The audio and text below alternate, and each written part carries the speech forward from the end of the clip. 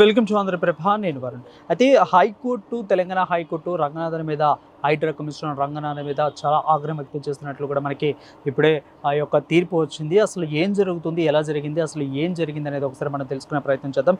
Hydraa commission రంగనాథన్ను తొలగించాలంటూ కూడా ఈ యొక్క ఆదేశాలు జారీ చేసింది. అయితే ఇప్పుడు తొలగించాలా, కొత్త టైం పీరియడ్ ఉందా, లేదు అంటే ఎన్ని రోజులకు తొలగించాలి, ఇదేమీ కూడా చెప్పలేదు. ప్రస్తుతానికైతే హైడ్రా కమిషన్ రంగనాథన్ని యొక్క కమిషన్ నుంచి తొలగించాలంటూ కూడా ఆదేశాలు జారీ చేసింది. అదేవిధంగా చీఫ్ సెక్రటరీని కూడా దీని మీద ఆదేశించింది తెలంగాణ హైకోర్టు. అయితే ఇక వరుసగా వివాదాల నేపథ్యంలో ఈ యొక్క హైకోర్టు కీలక నిర్ణయం తీసుకున్నట్లు కూడా మనకి స్పష్టంగా తెలుస్తుంది. అయితే రంగనాథన్ మీద ఇప్పుడిప్పుడే కాదు, ఒక గతంలో నుంచి కూడా ఈ రకంగా చాలా ఆరోపణలు వచ్చాయి. ఈ యొక్క రకంగా అందరూ కూడా పబ్లిక్ కూడా ఆయన మీద మొదట్లో ఆయన మీద చాలా ఇష్టపూర్వకంగా చాలా అప్రిషియేట్ చేసినా కానీ ప్రస్తుతం రానున్న రోజులు గతంలో 2024లో జులైలో స్థాపించిన ఈ యొక్క సంస్థ తర్వాత రాను ఇదంతా కూడా ప్రజల మీదకి మళ్ళింది. అంటే ఫస్ట్లో కబ్జాకోరుల నుంచి బయటపడాలని ప్రభుత్వం చేపట్టిన యొక్క సంస్థ ఇప్పుడు రానుగా ఇటు ప్రజల తరపు నుంచి కూడా, అంటే ప్రజల మీదకి ఇటు ఈ రకంగా ఆయన మీద ఆగ్రహం వ్యక్తం చేసినట్లు కూడా మనకు తెలుస్తోంది. అయితే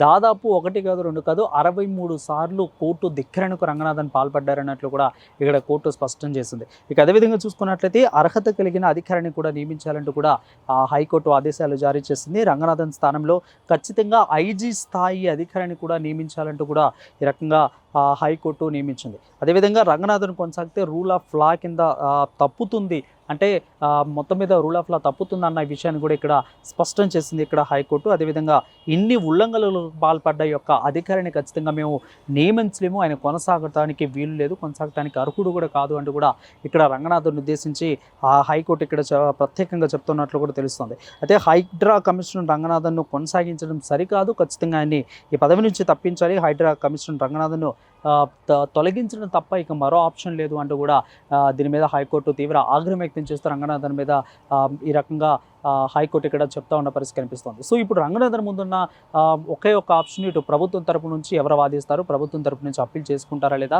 లేదు అంటే ప్రభుత్వం దీని మీద ఏం డిసిషన్ తీసుకుంటుంది. ఎందుకంటే ఇది గవర్నమెంట్ పోర్ట్ఫోలియోలో ఉన్న యొక్క హైడ్రా కమిషన్ అనేది ఇప్పుడు ఇది గవర్నమెంట్ కిందకే వస్తుంది కాబట్టి, సో దీన్ని గవర్నమెంట్ ఎలా డిఫైన్ చేసుకుంటూ ఉంటుంది, తెలంగాణ రాష్ట్ర ప్రభుత్వం ఏ విధంగా డిఫైన్ చేసుకుని దీన్ని ఏ విధంగా ముందుకు తీసుకెళ్తూ ఉంటుంది అనేది కూడా మనం వేచి చూడాలి. సో అదేవిధంగా రంగనాథన్ తరపు నుంచి ఏ విధంగా ఆయన చేసిన వాటి ఏదైతే కబ్జాకోరుల నుంచి బయటపెట్టాలని యొక్క నిర్ణయం ఏదైతే ఉందో, అంటే ఆయన చేసిన వీటిలన్నింటిని కూడా, అంటే కొంత గవర్నమెంట్కి మేలు చేసిన పనులు కూడా ఉన్నాయి. అంటే కొన్ని కబ్జాకోరుల నుంచి కొన్ని వందల ఎకరాలను కూడా బయటికి లాగారు. సో ఎన్కన్వెన్షన్ లాంటి వాటిని కూడా బయట పెట్టారు కాబట్టి, సో ఈ రకంగా వీటిలన్నింటిని కూడా గవర్నమెంట్ ముందు, కోర్టు ముందు సబ్మిట్ చేసి మళ్ళీ ఆయన్ని కొనసాగించి అప్పీల్ చేస్తారా, లేదు అంటే ఆయన్ని తప్పించాల్సిందే, ఖచ్చితంగా రూల్ ఆఫ్ లా తప్పిద్ది ఆయన కానీ కొనసాగుతా అని ఇంత పెద్ద స్టేట్మెంట్ ఇచ్చింది కాబట్టి హైకోర్టు, మరి గవర్నమెంట్ దీన్ని మళ్ళీ కొనసాగించే అవకాశాలు ఉన్నాయి అనేది కూడా మనం చూడాలి.